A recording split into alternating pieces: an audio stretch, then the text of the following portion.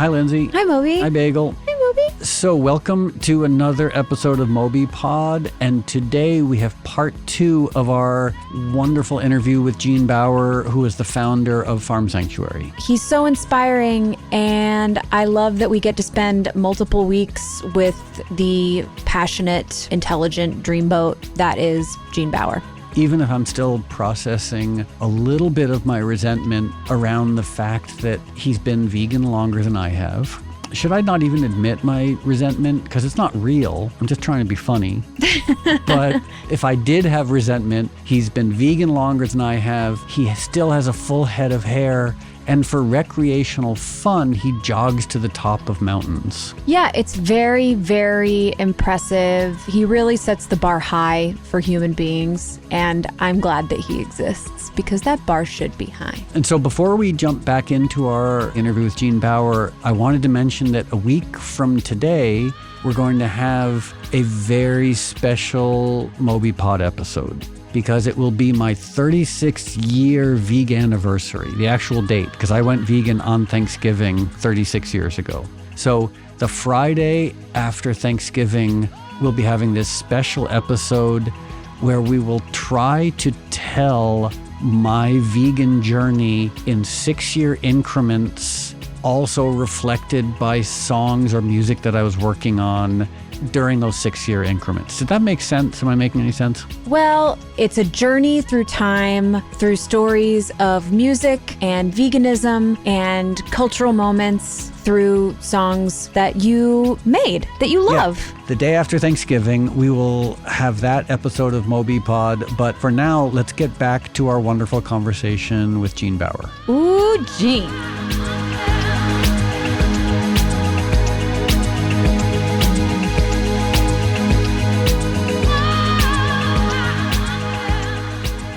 I want to keep bringing us back to linear history. Where was the first farm sanctuary? The first thing was actually in our backyard in Wilmington, Delaware. Okay. It was a small backyard. So our adopt a farm animal program began very early. So we would place animals in homes or in foster homes. And then part of what we did too was we did catering to earn some income. And we needed a bunch of tofu. And the co-op in Newark didn't have it. So I went to the tofu farm in Pennsylvania. And Warren had a few extra acres, and he let us use some of his acres. So we lived in a school bus on the tofu farm from like 87 to 89. That's a long time to live in a bus on a tofu farm. You lived in a school bus? In a school bus on a tofu farm, that's right. That sounds both hot and cold. It was, it had its moments, We had a wood-burning stove in it for the winters. And there was not a toilet, so we had trees. But we also had the office in Wilmington, Delaware, and the farm out in Pennsylvania. So the showers were down at the office, and then we lived basically at the farm. There's also a lake there, so in the summers we could swim in the lake, which was nice. But it was, pretty, up by the bootstraps, grassroots, mom and pop, all volunteer organization. The first year our budget was like $7,000. And was it called Farm Sanctuary? It was. We called it Farm Sanctuary from the beginning. And so we lived in a school bus on a tofu farm, continued doing our investigations. So you say a tofu farm.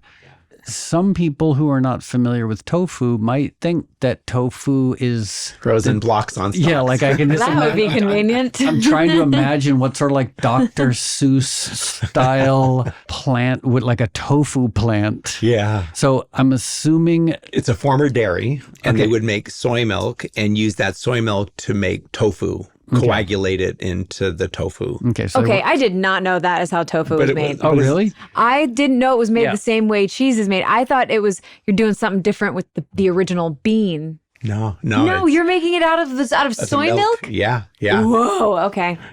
Yeah. I didn't know. I'm learning something very new. And they had some vegetables there they grew on the farm, but it was a former dairy. So the dairy equipment could be used for, soy milk instead of cow's milk. And so that was, I call it the tofu farm, but I guess it wasn't actually a tofu farm. I like the idea of a tofu farm. Too, I imagine all these little like soy cows running around, and like the elves come out and milk the soy cows to and the soy cows are happy and well adjusted. Yes. Yeah. So I'm just going to live in my little fantasy world Of the tofu farm. So we lived there for a couple of years until 1989, but we needed more space. We only had a couple of acres there.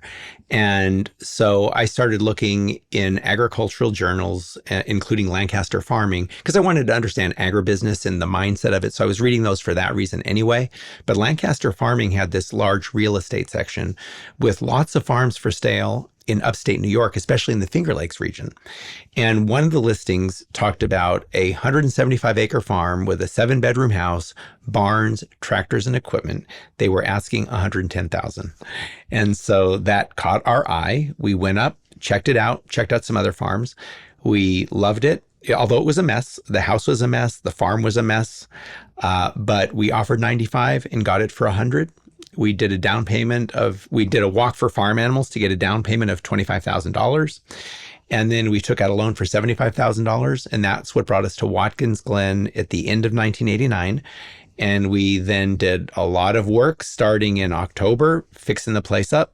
And by the summer, we were able to bring the animals up from Pennsylvania to Watkins Glen. So in the summer of 1990 is when we kind of opened our New York place. So to contextualize it a little bit, I've never been to Watkins Glen. Is it near Ithaca? It's near Ithaca, yes. Okay. In terms of distance, I believe this was going way back. Our friend Mian Park was driving up there with Peter Singer. Unless I'm mistaken. I feel like because she told me how remarkable this was. She's like, I'm going to Farm Sanctuary. I'm going to Watkins Glen with Peter Singer. Oh, he might have spoken at one of our events up there, actually. Yeah. So Peter Singer is the godfather of animal rights. He wrote Animal Liberation, and he's still very, very active. Australian philosopher from Princeton. Yeah. But she told me, I was like, oh, Watkins Glen, like how long a drive is it? And she said, well, it's about 9 hours. It's far. Our friend Joanne MacArthur, she goes there all the time. Yes. I guess it also gets very cold in the winter. So the reason I mention this, 9 hours from civilization, apart from Ithaca, I guess. Yeah. And it's very cold. So what an interesting, I can understand what you're describing. Like it's like this farmland that's available, that has equipment, but what a interesting location. Like when you would look at the world and you would say there's this entire United States where we could buy land anywhere. Why there? Well, we were in Pennsylvania at the time, so New York, just north of it, wasn't that far. So from Washington, D.C., it's about 6 hours. So it's not 9, but depending on where they're coming from, it might have been. From New York City, it's probably also about 6. So it's pretty far. Maybe she said 6. I'm just dyslexic and I turned 6 into 9. Okay. In any case, it's 6 hours is definitely 6 hours is still a drive. It's a hike. It's a hike. And when we saw the land, it was just beautiful. And there's also a lot of water up there, which is nice. There's forests, there's lakes, waterfalls. There's a lot of wineries up there. And it just kind of had a feel of up and coming. There's a lot of potential here. There's a lot of dairies that were going out of business, small dairies sort of suffering and closing. And so that is one of the reasons that there's a lot of farmland available up there. And the other thing about that area that I really like is its history in the abolition movement. Frederick Douglass spent a lot of time up in Rochester. Harriet Tubman retired in Auburn, New York. So there was a lot of underground railroad activity going up through that part of New York State. And the farm that we lived on, the tofu farm in Pennsylvania, was also part of the Underground Railroad. Oh, wow. Pennsylvania's got a very strong Quaker history, and the Quakers were very much connected to the abolitionist movement. And so that's another thing about Western New York. It's also been called the burned over district because it's a place where a lot of people go for religious revival and religious fervor. And it's actually where the John Smith found apparently those tablets that started the Mormon Palmyra, right? I think Palmyra near Pinyan or something like this. And Brigham Young, you did preaching right next door to where we are, So, so there was that whole thing going on. But there were other end of times kinds of prophets up there talking about how the earth is ending. And so there's a lot of energy up there towards other ideas that were not mainstream ideas. Just to be clear, when I was questioning why Watkins Glen, I wasn't saying it's a bad choice. I've just always been fascinated. Like when Mian told me it was 6 hours away, dyslexia 9 hours away from New York, I was like, that's very far. And granted, have you ever been to the Finger Lakes District, Lindsay? I've not, but I've read a lot of books that are set there.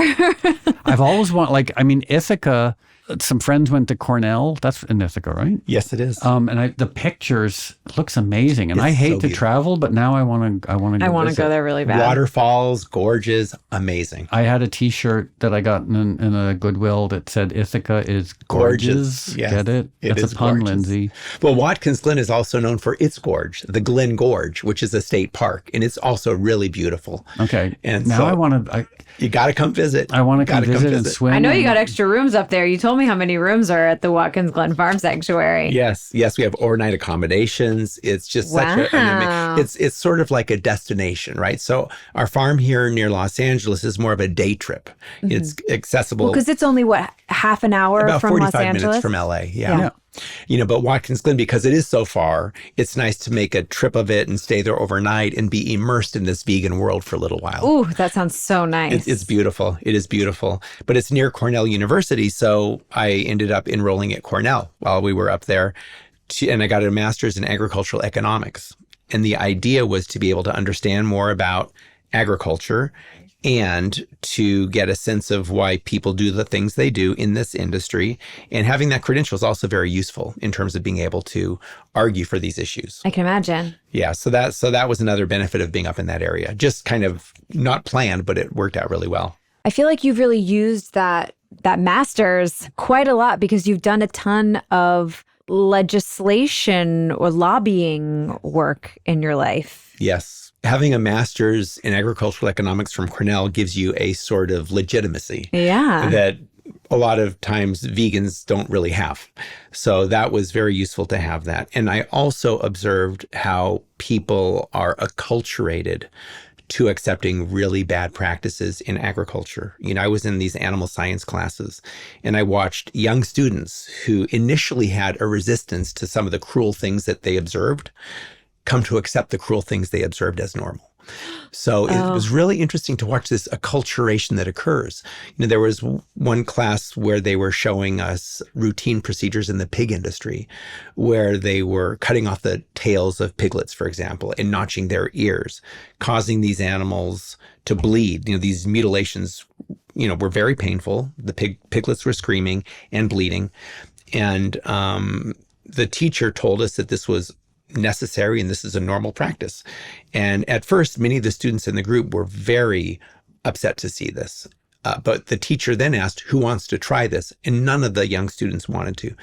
But eventually, one of the young men in the class stepped forward because, again, this is Cornell University. It's pre-vet. People want to go along and get these degrees. Cornell's an Ivy? It is an Ivy, yeah. And it's a land grant, which is interesting. So it's got an ag school as well as Ivy League stuff.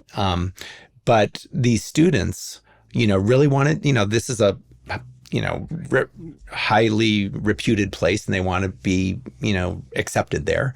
And so they start doing these things that are really inhumane. And each time a new student stepped forward to do this, it became more normalized. So just watching that was really interesting. It's like the Stanford prison experiment almost, where they're electrocuting. Yeah. The authority says to do this. But in this case, it's not virtual. They're actually in real person, right? The real empathy is there. And then these rationalizations start normalizing this. And oh God, it's so heartbreaking. You're seeing people's hearts harden in real time. In real time. Absolutely. Absolutely. So with Farm Sanctuary, as we all know, I have so many people in the animal rights world who come to me and they're like, oh, I'm thinking of opening a sanctuary. Like today we talked to Steve-O and his goal is to open an animal sanctuary. And my immediate thought is like, oh boy, do you know what's involved because I don't, but I know that it's got to be the most labor intensive, capital intensive, everything intensive effort. But yet you've been doing it now for 30 some odd years. How you're just, I know that this is not a visual medium, but as I say this, you're grimacing from experience. It's a wince of sorts. Yeah, wincing. Grim wincing. Yeah. It's a great inclination to want to help and rescue animals, but we cannot rescue billions of animals. And the advice I usually give is to start small and maybe stay small because, you know, at the end of the day, we need to change the system. We need to go upstream. We can rescue some individuals, and I think that's very important.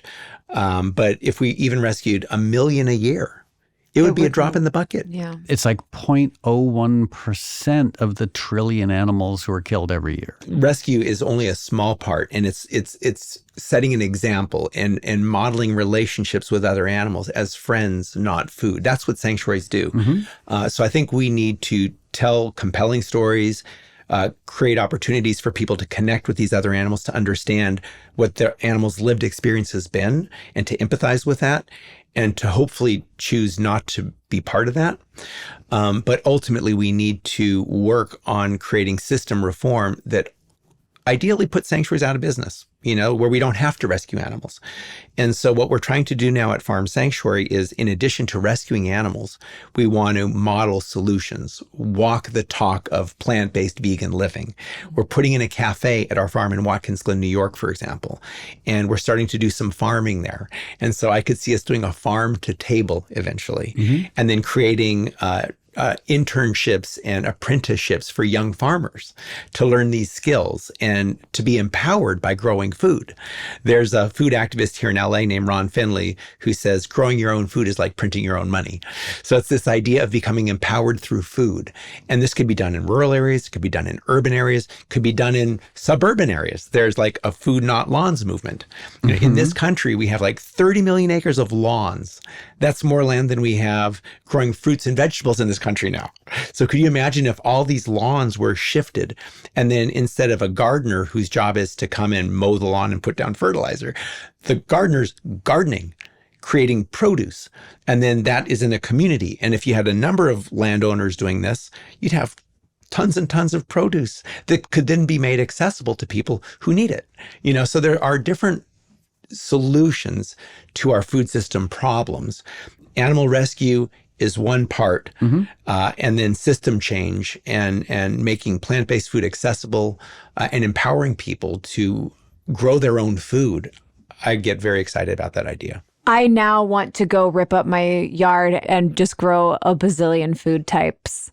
That is, I mean, it really is inspiring. You don't think of it that way. You think of food as something. For the majority of my life, I'm going to say until I was 17, I didn't think that we could cook our own vegetables. I thought it had to happen in a factory and you had to get it from a can, because I didn't think that anyone could just do it. And I feel like there's been this constant revolution for me, and I think many other people, to understand that like that ground beef is a cow that used to be a sentient being with feelings and who wanted to avoid suffering. But also you can get a cucumber from your backyard if you just plant a seed and water it. Yeah. It's beautiful. And it's so empowering, right, to watch this happen. And then it's about abundance. You know, could you imagine, you know, when this stuff comes, it comes in large amounts, and then you share it with your neighbors. Yeah. That's the beauty of it. Regarding sanctuaries, I mean, I have so many questions, but one thing is, I know we live in a world where people have nothing but contempt for or criticisms about social media. And I think a lot of those criticisms are valid, but I will always have a weird love for social media because of the platform it's given sanctuaries. You know, like, for example, Watkins Glen, very far away, not that many people can go there, but everybody literally on the planet can see the animals that you've rescued, can connect with the animals. And so, like, I am so profoundly grateful for social media for giving that platform. Like, it's really pretty revolutionary and remarkable. Yeah, no, I favor the use of technology absolutely to reach more people. And we have these explore cams at the farm in Watkins Glen that are running 24 hours a day. So you can visit the sheep barn just by going online, which is beautiful. And then social media is another great way to reach people. I think about like an air game, where you reach a lot of people with social media, and then a ground game where you have this more, intense experience, lived experience, shared experience like you had with Bruno at the farm in Acton. So I think we need the ground game and the air game both. But you can reach a lot more people with social media than with the in-person visits usually. So you moved to D.C., correct? Yes. Do you currently live in D.C.? I live in Arlington, Virginia, right outside of D.C. Can you tell us what led you to move to D.C. and what work you're doing there? Because I don't necessarily see D.C. as being like there isn't necessarily a ton of acreage for farm sanctuaries in D.C. But what a wonderful thing that would be. Remember how like Jimmy Carter put solar panels on the roof of the White House and Michelle Obama had a garden? White House organic garden. Absolutely. Yes. Maybe we could have the White House be turned into a farm sanctuary. That would be phenomenal. The lawn that's a big lawn of grass. It is. It is. Well, the USDA does have the People's Garden right outside of USDA headquarters, just off of the mall. And that was started by Obama. And the current USDA Secretary, Tom Vilsack, under Biden, was also the USDA Secretary under Obama. And he's been sympathetic to urban agriculture, community gardens and things like that, which is really good. But he does more to give it lip service than to actually fund it. Do you know what's interesting? When Lindsay and I were in D.C., we were talking to a bunch of people who work at 501c3s, at nonprofits, lobbyists, and it was really fascinating because Vilsack, when he worked for Obama, seemed like maybe he wasn't a great ally to I'm trying to be very diplomatic, but maybe he was not necessarily on our side. But apparently, as he's gotten older, he's become a lot more receptive to plant-based ideas and to things that he might have been antithetical towards in his first term as Secretary of Agriculture. I think he's evolving with the times a little bit, but he's still the head of a big machine that puts a lot of money into the wrong things. When after being USDA Secretary under Obama, he became the head of the U.S. Dairy Export Council for 4 years, and now he's back in. So he still has these strong ties to the machinery that is so harmful, but he says a lot of really good things. And I think he recognizes that the science really does support plant-based agriculture, that the way we are feeding ourselves is horrible. And but he's dealing with political realities, and he doesn't get too far out in front.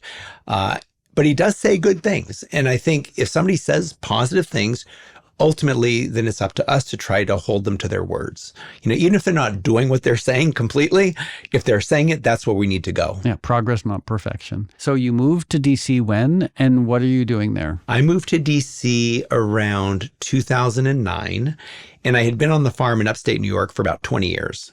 And I was finding myself driving to D.C. for meetings and driving back, 6 hours each way. And that's a long day.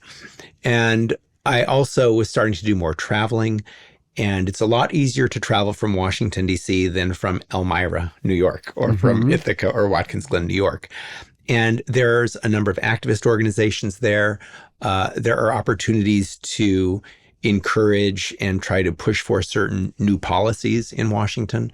So I moved there about 10 years ago, or a little over 10 years ago now, close to 15, I guess, to be able to play more of a role in food system issues. And also I can get to New York from there easily. I can get to LA from there easily. And it's just more accessible to more communities, bigger populations than being in Watkins Glen. Although I do want to start getting back to Watkins Glen more often now, because we're also trying to work with local farmers to create solutions on the ground. And we had a bill introduced in New York State called the Farmer Opportunity Bill that would take a $30 million a year farmland preservation grant program from New York State and shift that to plant-based agriculture. For years, it's been used to support industrial dairies and to consolidate dairies, $30 million a year in state funding. If we can shift that to support community-oriented, plant-based agriculture, BIPOC farmers, women farmers, new farmers, young farmers, who've historically not gotten support from the government, it would be I think could be revolutionary. So we're meeting with local folks and want to start creating solutions and a model of a new kind of food system, which makes me want to spend more time up in that area to be part of that. So I want to know more about, I know that it's 2023, there's going to be a new farm bill this year. Is there anything about this farm bill that makes you happy? or optimistic or encouraged? Yeah, exactly. Like I mentioned, we try to find common ground and build from there. I think reforms happen usually incrementally. There are some federal policies that I think are very good, and they need to be expanded. And one of these is the Gus Schumacher Nutrition Incentives Program, which is part of SNAP. And if it means that if somebody uses SNAP dollars to buy fruits and vegetables, they get 2 for the price of 1. So it incentivizes people and encourages people to buy fruits and vegetables with these SNAP dollars, which then means that those dollars also get to farmers growing fruits and vegetables. Now, it only applies to farmers markets and not at every farmer's market, so it's limited. We would like to expand this Gus Schumacher Nutrition Incentives Program to apply beyond just farmers markets so that more people who are using food stamps have access to more healthy plant foods. So that's one of the programs we're very supportive of. There are also problematic things happening where the polluting industries are getting money from the government to greenwash and clean up their pollution. We would love to stop this. It's not going to be easy. But the Farm Bill, I think, presents opportunities because it requires both rural and urban politicians to support. So it's one of those opportunities to try to find common ground and recognize certain facts, like 9 out of 10 adults in the U.S. do not get enough fruits and vegetables. We should be funding more fruits and vegetables. We have a glut of cow's milk that we can't get rid of. We should not be funding cow's milk. Now, those are very rational, obvious things. So we'll be pounding those messages. We will try to incrementally lower the support for animal agriculture and dairy especially, but we also want to start shifting that towards plant-based agriculture. But we're up against a big machine with very entrenched interests. So we're going to look for incremental opportunities. Are there any other organizations that you guys work with or that you work with in DC? Yes, we work with animal groups, but we also increasingly now are working with environmental groups, with worker groups, with farmer groups. I think it's important for us to have a broad coalition. The only way we're able to make progress is to build power. Washington is a place of power, and the industry has a lot of power. And animal groups on our own are not nearly as powerful as when we align with, other diverse connected interests. So we're doing a lot of that now. And are there any people in Congress who you've been inspired by or surprised? I mean, obviously Cory Booker, but that's on the Senate side. That's not the budget side. Yeah. So are there people that you've been surprised by or found have been really supportive of what you're doing? It's a process. We've had a few events on Capitol Hill. Jim McGovern was at one of them, and he's we had dinner when we were in DC. We had dinner with him. We love Jim McGovern. So he is somebody that I think is doing good stuff. Earl Blumenauer, from Oregon, very progressive. So those are some of our friends and allies there. But they're in a machine like everybody there. And for people who are from urban areas whose constituency would be sympathetic in many cases to the policies we would advocate for, are not always recognized by the agricultural committees and the folks in agriculture as experts. So in addition to working with our friends and allies from urban areas, we need to find friends in rural areas. And that is a lot harder. And we're still working on that. Because they have, again, certain voters, right? And industry interests that are really pressuring them to not do the kinds of things that we think they should be doing. Yeah. Are there any institutional allies who we haven't worked with in the past. Like the immediate thing that comes to mind is the insurance industry. You know, the trillions of dollars they're paying out to essentially pay for damages caused by the current food system. And we can also adjunct the pharmaceutical industry, although they're benefiting from this, so they wouldn't be like the insurance who would maybe have an interest in challenging the status quo. The pharmaceuticals make a ton of money on feeding farm animals and then, you know, selling things to humans who get sick. Make people sick. They benefit from making people sick and then make a ton of money once people are sick and dying and keep them sick. And like, I mean, it's so insidious. It totally is. So there's various institutions that have been appropriated to advance this factory farming system. And I think that the U.S. Department of Agriculture, believe it or not, is this massive institution that has headquarters in Washington, but they also have land-grant universities in every state, and they have county cooperative extension agents all across the country. So there's this massive network, and they have generally promoted industrial animal agriculture. When I was at Cornell, Monsanto was doing research there at Cornell, this land-grant university. So then it was being marketed essentially through Cornell and then through the cooperative extension agents. And dairy farms are getting this message that this is the new way. You need to use this bovine growth hormone if you're going to stay in business. Otherwise, you're not going to be able to compete. So what we need to do is start finding little positive examples of farmers doing good things supported by USDA and start getting things published. And there was actually a story published about a veganic farmer in Vermont. There was another story published about a doctor who's a farmer in New Jersey, Ron Weiss, who does food as medicine. He has vegan potlucks. That was in a USDA blog. So starting to get these little bits and pieces into this big machine. And then you start, hopefully, one of the reasons I want to be in upstate New York a little bit more is spending more time at Cornell, trying to get some of this work instilled there that then starts going out to the county cooperative extension agents. So, you know, there's a big hummus business in Ithaca. We need garbanzo beans. So we could maybe work with farmers to grow garbanzo beans. There's those types of opportunities, and it's a matter of putting the pieces together, bringing the institutions together that have historically enabled dairy and the meat industry and the egg industry to start enabling a different kind of agriculture.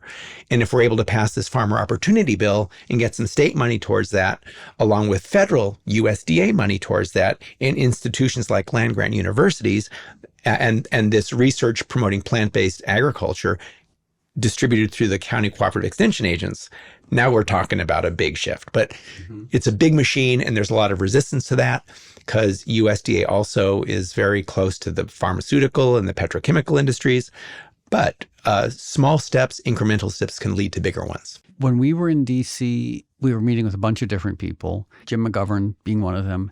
And there's so many sort of fascinating strategic approaches. But one thing that I think we were both really surprised by was how concerned even Republicans are, even right-wing Republicans are, about losing out, basically like solar power. You know, like a lot of photovoltaic panels are being produced in China, so we've missed out on this technology. And I think there's a fear that the world of alternative proteins, you know, plant-based proteins, is an industry that we're going to miss out on. And so weirdly enough, like right-wing think tanks are very concerned about this. Like why do we keep subsidizing meat and dairy, which are old industries, when clearly the future is not meat and dairy? Yes. And it was just really fascinating to realize like surprising Republicans and surprising right-wing people who are really worried that there's this new growth industry of alternative proteins that other countries are going to snatch from us the way they have photovoltaic panels. No, I think that's very true. And I think also there's some conservative politicians over the years and think tanks that have talked about the inefficiency of subsidies going to animal agriculture. And it's just not a good use of money. And the other reality is that most of that money goes to the big farms, not the small farms. Yeah. So there's all these issues of injustice, of wasteful spending that can potentially appeal to diverse legislative offices and diverse constituencies. And I think that's where, for me, if we can build common ground with a diverse, set of individuals and organizations, That's how we can ultimately succeed. And it's a big undertaking, but I think it's possible. Yeah. What I will say is when we were in DC, like we're meeting with former punk rockers, former hippies, former, like revolutionary activists who've figured out what we were talking about before. Is like, if you want to change the system, you can't stand outside the system. When you stand outside the system will probably ignore you. The system's really good at ignoring people. It's the people, and it's sometimes, as to state the obvious, it's very unglamorous. The people who are willing to figure out the system, to work within the system, but to not be corrupted by it. Yes. It's hard because incremental change is frustrating, but it's also way better than just standing outside the corridors of power and just screaming and accomplishing nothing. Absolutely. I think we need to be inside and outside both. Yeah. I'm a both and. And I think people who work at USDA and places like that can play a really important role, not only at maybe making some adjustments to policies and regulations, but also helping to inform folks on the outside where the opportunities may be. So I think that it's important for there to be inside and outside, and for there to be collegiality, coordination, and a holistic approach to food system change. And a big lever for us is health. I mean, that is relevant. People are eating food in this country that is making us sick. It's been estimated we could save 70% on healthcare costs by shifting to a whole foods plant-based diet. That's massive. Now, I don't think that all the pharmaceuticals, are intentionally necessarily, involved in this to make money and make people sick. But it's hard for people to see that what they're doing is causing so much harm. And there's these rationalizations that we're saving lives with these pharmaceuticals. But, saving lives that's what they say, that have been destroyed by the industries we're subsidizing. It's like people we know who are on Lipitor and statins. Like, these are life-saving drugs, but they're also unnecessary if you eat a whole foods plant-based diet, which someone could say, like, that's irresponsible to say that. And it's like, yeah, but that's what all the data supports. I mean, I'm not a doctor and I don't want to get in trouble for saying that, but whether it's the Good Food Institute or PCRM there's just like mountains of research showing that these drugs are just largely like fixing a problem that can be fixed. Could be prevented. But the only problem is, and this is where a holistic approach comes in, but there's also a mental health crisis where I think people don't care about themselves. And if you don't care about yourself, you're not going to eat right, and you're not going to give a shit how your actions cause harm. There's a whole other approach to this, which is, how do you get people to feel good enough about themselves that they can make better decisions for themselves and the world around them? You're absolutely right. And of course, the insidious irony there is that garbage food makes people sad and depressed and anxious. And you can't make good choices about yourself. So I think that there's also something, and something that we were talking about when we were in DC, is that there are all these young people that feel lost. They don't know what to do. They didn't make it as an influencer. And I feel like this industry feels so old, this industry of even like farming. Even if you're farming stuff like a soybean that's ostensibly good, there's no next generation coming up that's excited, enthusiastic about potentially being a farmer, of potentially like being a fancy shiitake mushroom grower or something, you know what I mean? It's starting to happen. There are some young people that are energized about that idea. I just think that that's also part of the thing, is like, you can help people by feeling good about themselves and feeling enthusiastic by opening up this career path of growing and being a part of this food movement. I think that's very true. And it's meaningful. Like people that come out of the military, they do service, right? Mm-hmm. Feeding people, a great transition for military folks is to become farmers. And there are some programs that help in that way. But feeding people is meaningful. And I think it's something that a lot of young people and people that aren't so young want meaning, want to do something purposeful and beneficial. And the food industry is huge. There's huge opportunities there. Yeah, it's hard to imagine something. I mean, like, there's a lot of things people can do that's meaningful, but like being a steward of the land and creating healthy food that benefits people, like as far as like a purposeful life, like it's hard to do better than that. I totally agree. And it's lived experience on the farm, on the land, right? Nourishing ourselves. Yeah. It's a beautiful thing. And so I think that there's a kind of a hunger for that among many. But I think there needs to be more examples of it for folks to follow. Because, we're social animals. We see somebody do something, we do it. Mm-hmm. So the more we can see positive things happening, the more likely it is that those will catch on and others will follow those examples and take those and iterate on them and evolve them. And there's enormous potential, I think, in this area.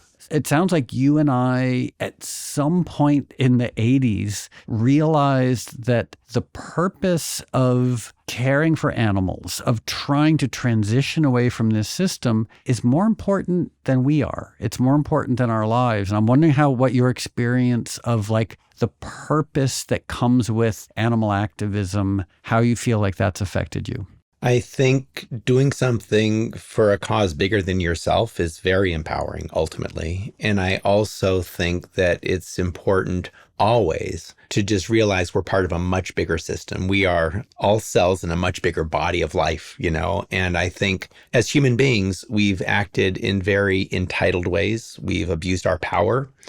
I think as vegans, oftentimes there's this kind of anti-human mindset, which is not irrational when you look at what humans have done.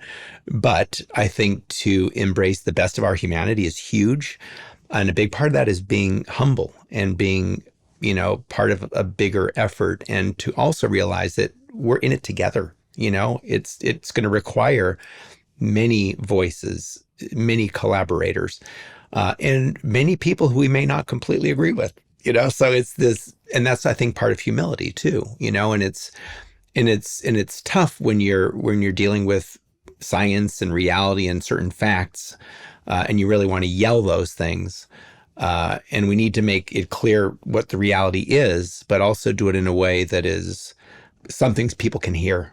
And that's the ongoing challenge, right? Mm-hmm. How do we, scream how the world is on fire, but in a way that people can see it? That is the hard part. Mm-hmm. That is the challenge constantly. And I don't have the easy answer. I think it's contextual, in different situations call for different approaches. But I'm for many different approaches. I think there's a lot of ways to move the ball. And I think there's a lot of us working in various ways to do this. And I think it does require a variety of different tactics. I want to talk about your books. You've written a lot and contributed to so much, but I feel like your last book came out in 2015. Yes. Living the Farm Sanctuary Life. Yes. Which now I would like to live the Farm Sanctuary Life. Are you writing more now? I might. I do more articles lately. Mm-hmm. I just had one in Fortune about how we need to change the farm bill to support plant-based food and not support this food that makes us sick that we've been doing. I had something in the Washington Post a few years ago, and the headline was, "The best way to help dairy farmers is to get them out of dairy farming." Ooh. To really talk about there's all this money going to support these farmers who are struggling, many who will not survive in the dairy industry. So let's invest in providing alternatives and ways for these dairy farmers to do something else that's meaningful, productive, mm-hmm. and viable through plant-based agriculture. So I've been doing more of that recently. I may do another book or two. That still remains to be seen. But my first book came out in 2008. It's called Farm Sanctuary, Changing Hearts and Minds About Animals and Food, which is about farm sanctuary, and it really digs into the issues and the substance, and it's still relevant. And Living the Farm Sanctuary Life is about how to live plant-based, and it's got like 100 vegan recipes in it. Moby's got a recipe in it, Moby's chili, and mm-hmm. So that's the tools to how to live the farm sanctuary life. And but this is an ongoing process. I can't predict what the future looks like, and just take it day by day, learn, and just try to do the best you can. That's for me what it's about. And all thanks to Hilda. All started with Hilda. That's right. That's right. Sweet Hilda. How do you, if someone is feeling like they're at a loss for compassion, do you have any actionable things that people can do to either revive a lost hope that they may have of what's it all for, or to bring someone back to the table when they've backed off? Hope is so important. Mm-hmm. And sometimes when you get very kind of wrapped up around how harmful things are and how disastrous some things seem, we can lose hope, and that's a big problem. And so for me, I think about the serenity prayer, right? To have the strength to change the things I can, serenity to accept what I can't change, and wisdom to know the difference. And so there are things in the world that are beyond what I can control. And that is something we just have to accept. And sometimes as activists, it's important to do the little things like getting enough sleep, drinking water, taking a walk in nature. Those are the simple things that can sometimes help someone come back from the despair. As we sometimes say, self-care is a form of service. Yes, I totally believe that. And I think that, you know, there's also that thing, you put the mask on your, or in the airplane, what is it? Put the mask on yourself first. Before you, because if you're not person in good shape, you're going to have a hard time helping somebody else. You can't pour from an empty cup. That's exactly right. Exactly right. Yes. But keep hope alive, right? And take heart from any even small thing that happens. Dwell in the good things and don't dwell in the bad things. For me, that's been really important, because when you dwell in the good things, you come from a place of gratitude and potential and hope. And I think for me, that's really what keeps me going. I like it. Great. What a wonderful place to end. I think so. Gene, where can people find you, follow you, know what you're doing next? Yeah, well, we have, Farm Sanctuary has a website, an Instagram page. I also have a Facebook and Instagram. And so people can follow Farm Sanctuary and my stuff that way. Great. Thanks, Gene. Yes, thank you.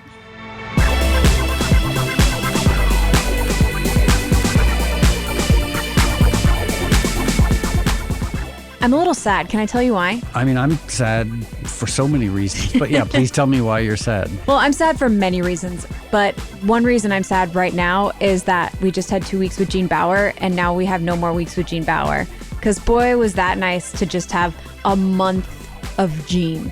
And I agree. One of the other things that we've talked about before is how much I love having this little podcast, because we get to have these long, involved, wonderful conversations sometimes with people like Gene, who I've known forever. And I think in those decades, we've never had a long, involved conversation, which is weird. Like if you think about some people you've known forever, like when do you actually have a conversation that's 2 hours long that goes in depth about who people are, where they come from, what's important to them? So I really love that we've got this opportunity to have those sort of conversations with people. Oh, me too. And for me, it's very fun because people I've been fangirling over, like Gene, my inner teeny bopper, is kind of freaking out to get to meet these people that I am a huge fan of. I do love that your inner teeny bopper gets riled up in a good way by people who have started 501c3 nonprofits for animals. Yeah, no, that's what drives me wild. Like for some people, it would be like, oh, you've got Nick Lachey coming on your podcast. But instead for you, it's you've got Gene Baur coming on your podcast. Time to put on your Farm Sanctuary hat and wave a pennant in the air. Yep, that's me. Do people wave pennants in the air, or is that something that we just did back in the 1940s? Oh my God, I'm a little bit shocked by it. I was going to let it slide, but since you brought it up, yeah, that's some panhandle shit.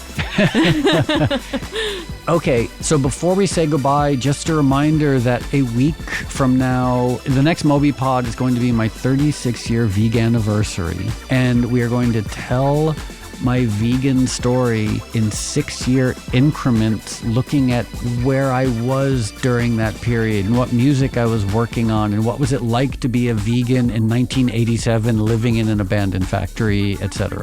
And we're going to play snippets of the music, and 2 of the songs that you'll hear are unreleased, one from 1987 and one from now. So that's a very exciting thing, that getting to listen to those songs was a real thrill for me. So we should say goodbye. Okay, goodbye. Just kidding. I want to say thank you to Jonathan Nesvadba, who edits this podcast. I want to send a special shout out to Gene Baur, whatever mountaintop he's on right now. I just want to say thanks for giving us so much of your time. I want to say thank you to Human Content, who puts this podcast out into the worldwide airwaves. And I want to say thanks to Moby and Bagel for being great. And thank you for listening, and we will talk to you in a week.